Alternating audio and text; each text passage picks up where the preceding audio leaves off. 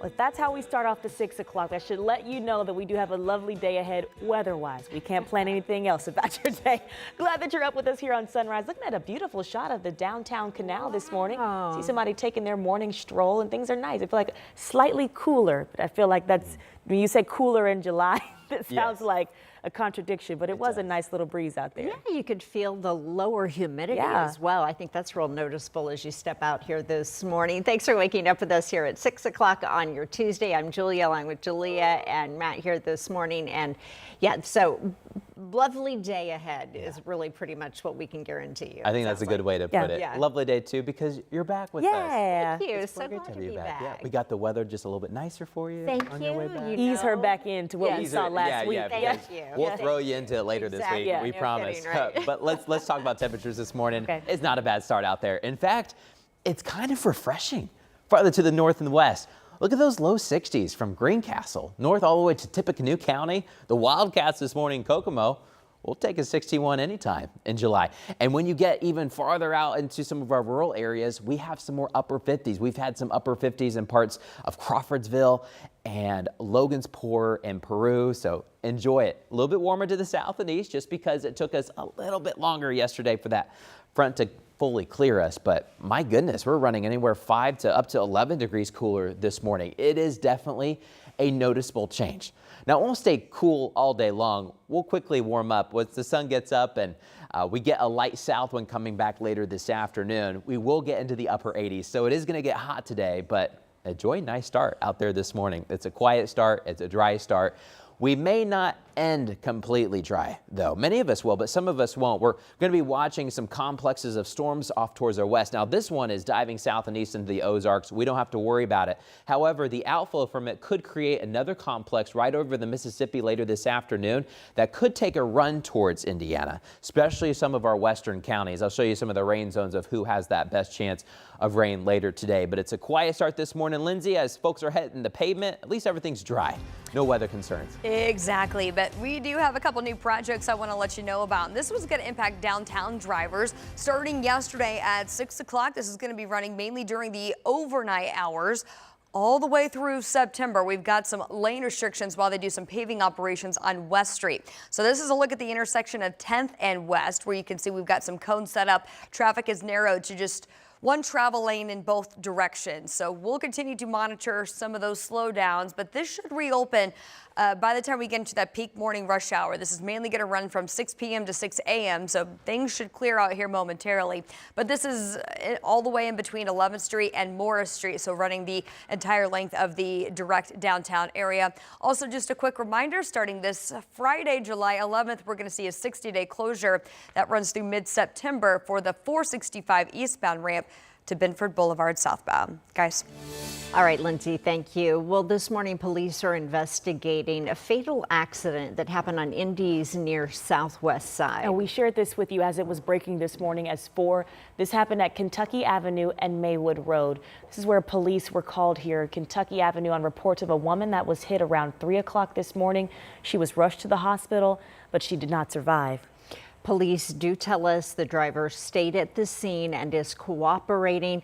They also say the woman was walking in a poorly lit area.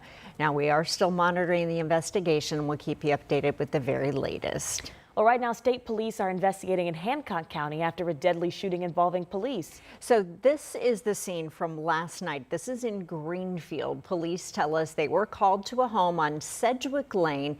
They say it was some kind of disturbance happening inside the home, but it quickly escalated into a police shooting. A man was shot by police and was taken to the hospital where he later died. We are still working to gather more information about the shooting, as there are very few details about the initial disturbance that called police to the home in the first place. Also this morning, we're learning 4 teenagers are now facing charges after that deadly mass shooting in downtown Indy over the weekend. It left 2 teens dead and 5 others injured who at last check were being treated at the hospital. Let's get to Matthew Foltz live this morning downtown with more from the prosecutor on some new charges filed in the case. Matthew. Yeah, good morning. We are learning from the Marion County's prosecutor's office that these 4 teens that were arrested and charged are all boys aging ranging in ages between 13 and 17 years old, and we do know that 17-year-old is going to be charged as an adult.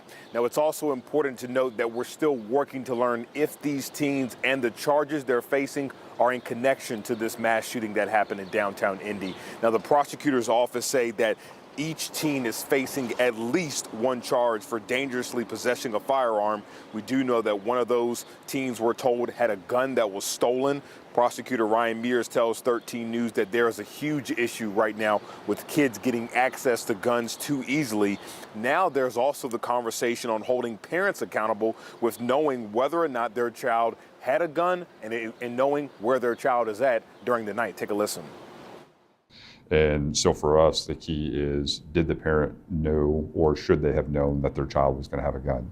And certainly the way we've been able to prove that in the past is you very much rely on information that's on people's cell phones. What's that communication look like between the parent and the child?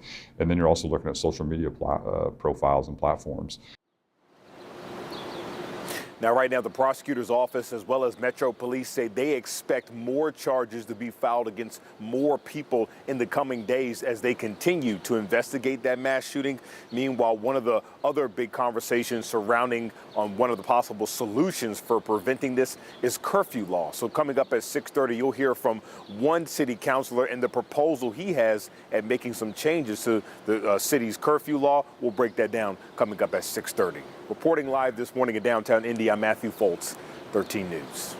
Thank you, Matthew. Well, a Kokomo woman is in the custody of U.S. Marshals this morning after animals were found in a U-Haul she had rented here in Indianapolis. Last month, police say Crystal Scott was picking up lost animals around the city, claiming to be their owner. She was previously sentenced for killing more than a dozen animals, even posting videos of that on social media. After her sentencing, having custody of animals was actually a parole violation. So IMPD is asking for the public's help. If anyone gave or received an animal from Crystal Scott or interacted with her on social media, you're asked to call the department's nuisance abatement line or call Crime Stoppers at 262-TIPS. The search is over for a missing 14-year-old boy who likely drowned on the northeast Indianapolis lake. As Indiana DNR officers say that they found his body. They started the search back again yesterday morning in Lake Kesslerwood, nearly 16 hours after he first disappeared. Family members say the boy was got in the water from a pontoon boat to swim and never came back up Sunday. Friends of the boy told officers that they tried to jump in and rescue him after he didn't resurface, but obviously weren't successful. The family of a Marion County Sheriff's deputy killed in the line of duty is now taking legal action. Deputy John Durm's estate filed a wrongful death lawsuit against Eskenazi Hospital and Cintas Corporation. Durm was murdered nearly 2 years ago. Investigators say that Durm was returning from Eskenazi with an inmate, Orlando Mitchell, who you see on your screen. They say Mitchell attacked Durm outside of the community justice campus. That lawsuit also claims staff at Eskenazi failed to properly restrain Mitchell after a medical appointment and alleges that Cintas supplied faulty AEDs to the sheriff's office, then failed to maintain them. The Durm estate is now asking for damages and a jury trial. We did reach out to both Eskenazi and Cintas for comment about this litigation, but Eskenazi says they don't comment on litigation, and we're still waiting to hear back from Cintas. We'll let you know if we do. Well, last night, City County Council passed a proposal 164. It covers the legal fees for the law firm for investigating sexual harassment allegations in the Hogsett administration. The proposal also adds millions of dollars to other areas like road improvements and new snow trucks, also improvements to Indy parks. The proposal totals $27 million in all. Well, also a motion failed last night that would have removed the president, the vice president, and the council. Councilor Jesse Brown introduced this motion, and it comes after the controversy around how the City County Council has handled pushback around the investigation into sexual harassment reports within Mayor Joe Hogsett's campaign and how he handled them. It failed with only 4 councilors voting to advance it.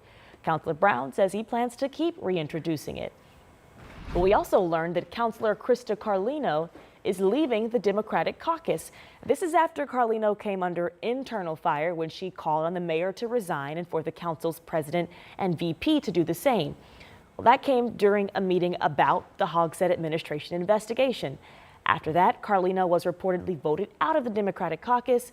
She later apologized and now says that she is leaving voluntarily. Carlino says that she'll continue to serve District 11. A sports update that we likely already know, 6:10, the Pacers are confirming that Tyrese Halliburton is out for next season as he is recovering from that Achilles injury. Now, that was pretty much the biggest topic from yesterday's off-season update from the team president. So it knocks out any hope that we had that he could be returning soon. Yeah, the Pacers indicated that they're not going to risk pushing him back to the floor. Kevin Pritchard talked to 13 Sports for about 30 minutes. That whole interview is up now on WTHR Plus if you'd like to watch. Pritchard talks about the decision to play Halliburton in that very important and crucial Game 7 after being injured in Game 6 and how things obviously unfolded. Yeah, he also tells us that a specialist told them that the risk of re-injury was low. So we will be watching to see how recovery goes for Halliburton. This morning, communities across central Texas are still reeling from the devastating flash floods over the weekend. Coming your way at 6:15, an update on the recovery efforts and the search still for missing people. We'll be right back.